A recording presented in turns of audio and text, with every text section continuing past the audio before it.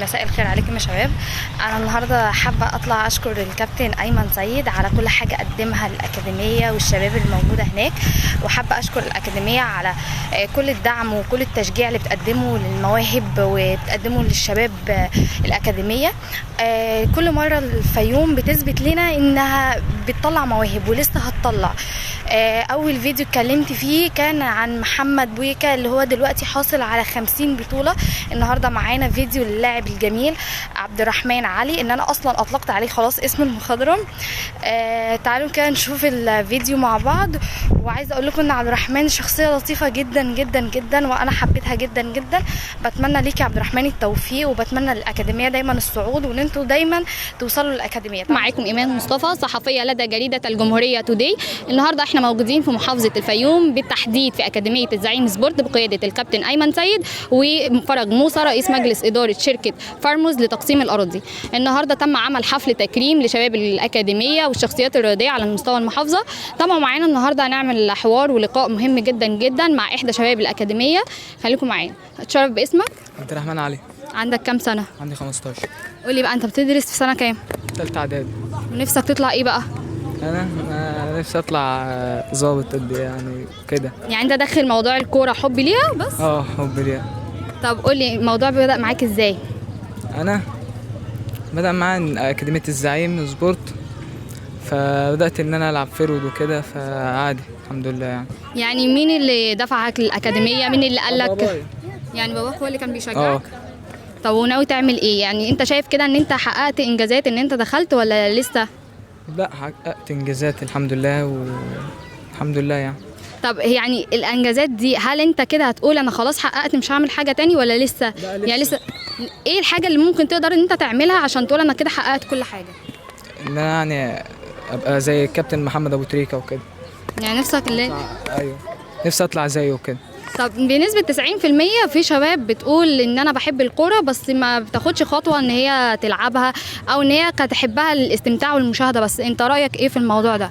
يعني ده فضل يرجع لهم هم، انما اللي بيلعب ده غير اللي هو يعني ما فيش حاجة تقدر ان هي تخليهم يخافوا من الخطوة دي قصدي؟ لا عادي. اللي هو ازاي؟ اللي هو عادي، هو عاوز يشجع براحته، فاهمة؟ اللي هو عاوز تلعب العب، مش عاوز تلعب خلاص. ايه حبك للكورة؟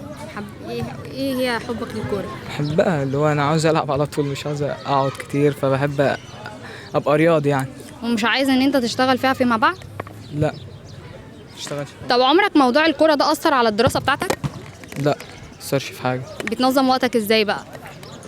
منظم وقتي اللي هو ازاي؟ يعني انت دلوقتي في ايام الدراسه بتنظم وقت ازاي؟ يعني بتلعب امتى؟ بتتدرب ازاي مع الدراسه؟ يعني شغل وقتك؟ لا عادي، اللي هو مثلا الدراسة بتبقى الصبح، فانا بقى معايا لحد العصر لحد المغرب. قصدك ان انت بتروح المدرسه الصبح وبعد المدرسه بتتدرب. طب والوقت بتاع المذاكره؟ ولا انت اصلا بتوقف تدريب ساعه الامتحانات؟ لا بوقف تمرينات ساعة الامتحانات وكده. شاطر بقى في الدراسه زي الكوره كده ولا؟ لا نص ونص يعني. ايوه يعني قولي الحقيقه بقى عشان الناس شايفاك. نص مش شايف ان هي واخده وقتك خالص موضوع الكوره دي والتدريب وكده؟ لا عادي. محدش من اهلك بيقول انت لا ذاكر، لا ما تروحش تتدرب، لا مش عارفه ايه؟ لا ما بيقولوش اي حاجه، عادي بيشجعوني، مش بيقولوا لي اقعد. مين بقى اللي بيشجعك؟ والدك بس؟ بابايا ومامتي. يعني مامتك بتشجعك؟ متاكد؟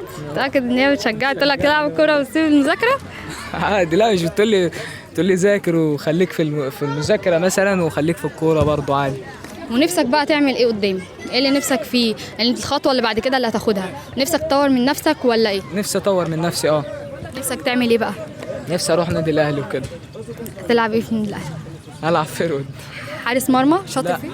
انا فيرود مش حارس مرمى. اشمعنى بقى؟ عشان بحب الفيرود، بحب اجيب اجوان كتيره، ما بحبش. طب وهل في المستقبل لو انت دخلت موضوع النادي الاهلي وكده هتشتغل في الكوره بقى ولا ظابط؟ ما انت كده، ولا هتخلي الاثنين، ولا تخلي موضوع الكوره ده كحماس ليك بس وتسليه؟ لا انا ممكن اصلا ما اكملش في اللي هو المدرسه وكده، واكمل في الكوره احسن. ما تكملش في المدرسه؟ ها؟ تكملش في المدرسه؟ لا. ليه بقى؟ يعني بقول ان التعليم اهم حاجه. مش اللي هو انا بحب المدرسه يعني وكده. انت ما بتحبش المدرسه اصلا؟ يعني انت بتحب اصلا الهوايه اكتر، بس موضوع الهوايه ان هو ياثر على الدراسه بتاعتك دي حاجه وحشه. مش عادي بقى.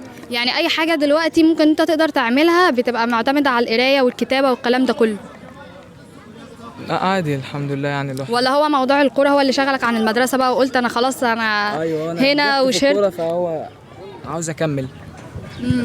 بص، طب انت دلوقتي لو موضوع المدرسه ده ان انت خلاص صرفت نظر عنه، شايف كده ان انت ممكن تحقق نجاحات؟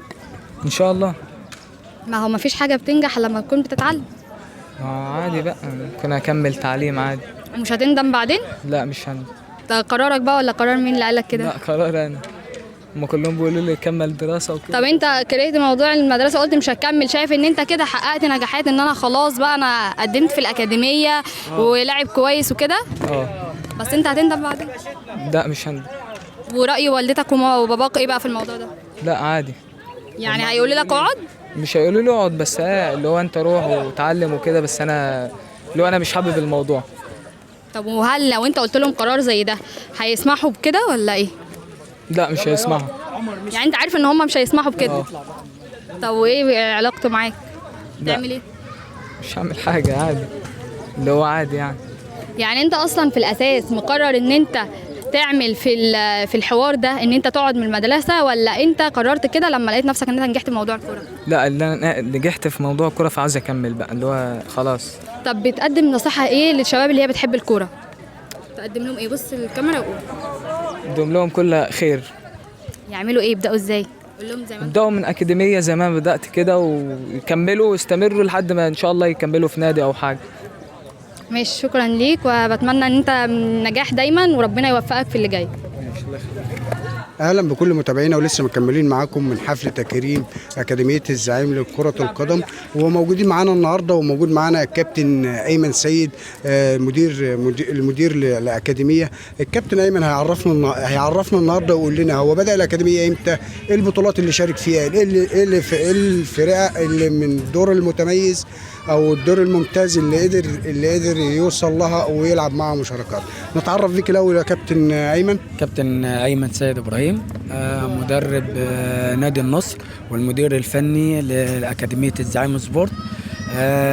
بدات كوره في الاكاديميات من 2009 وتوقفنا عشان كورونا. اشتغلت في شركه افريكا سبورت، اشتغلت في اسمنت حلوان في 2010 قبل الكورونا، قبل الثوره. اشتغلت في 2013 و2014 في الشبان المسلمين في بني سويف، كنت مسؤول عن فريق 2001. كملت بعد كده في طمية، وحاليا يعني كان السنة اللي فاتت يعني أول الموسم كنت ماسك 2007 و2008 بنادي النصر. كابتن ايمن، احنا عارفين الاكاديميات في الارياف تحديدا او في المناطق العشوائيه بيبقى فيه لعيبه مهاريين كتير. اللعيبه دول احنا نقدر نوصلهم ازاي، وايه اللي ينقص مثلا الاكاديميات في الارياف خلاف الانديه الكبيره؟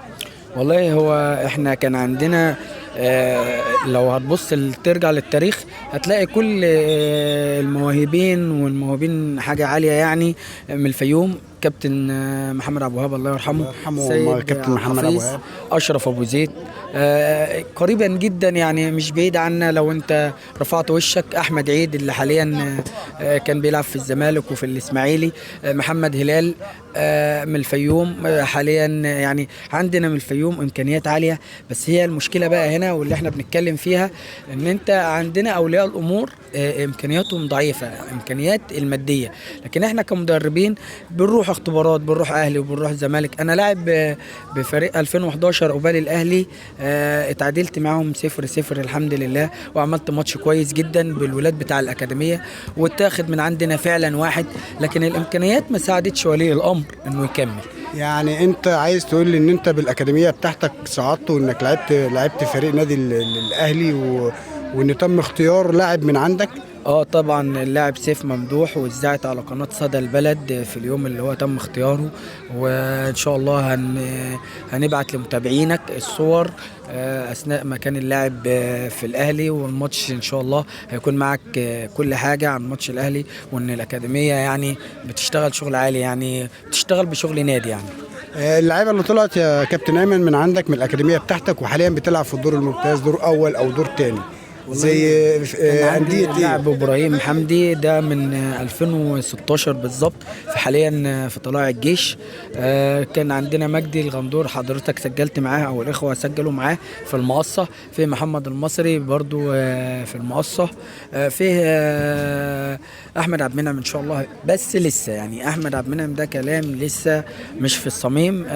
ان شاء الله فيوتشر. هو احنا ان شاء الله موجودين معاك، وديت اول مره وان شاء الله مش هتكون اخر مره، ولسه جايين لك في تسجيلات كتير، واحنا موجودين معاك خطوه بخطوه، وان شاء الله احنا نقدر نوصلك بالاكاديميه بتاعتك بما ان عندك مهاريين والله احنا عموما بنشكر كل الاخوه الاعلاميين الصحفيين ومن الفيوم ومن الأكاديمية ومن كل الولاد اللي انتوا غطيتوا الحدث بتاعتهم.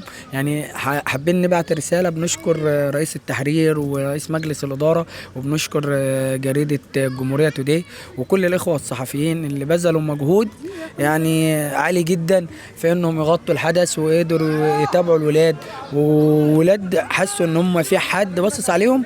بصراحة دي أكبر رسالة بنشكر فيها جريدة الجمهورية، وبصراحة بنشكر كل الصحفيين. احنا والله سعداء يا كابتن ايمن بمشاركتنا مع حضرتك النهارده، وان شاء الله زي ما قلت لحضرتك هي اول مرة وان شاء الله مش اخر مرة. تمام، واحنا موجودين مع حضرتك. وهو بالنسبة لرئيس مجلس الإدارة المستشار الإعلامي حسام يونس، هو بيعتذر عن الحضور لظروف خاصة بما فيه الدكتورة قد الإمكان. يعني كان نفسنا نكرم الاستاذ حسام يونس والاستاذه عبير، وان شاء الله اللقاءات جايه كتيره هننتظرهم ان شاء الله، ويكفي ان هم متابعينا يعني يا باشا. واحنا موجودين معاك ان شاء الله خطوه بخطوه، وان شاء الله اللي جايه. واحنا متشكرين جدا جدا جدا. كان معكم الصحفي محمد المصري، صحفي لدى جريده الجمهوريه توداي قسم رياضه. وشكرا لكم، ونشوفكم على خير، وان شاء الله في حفلات كتيره. وشكرا لكم، والسلام عليكم ورحمه الله وبركاته.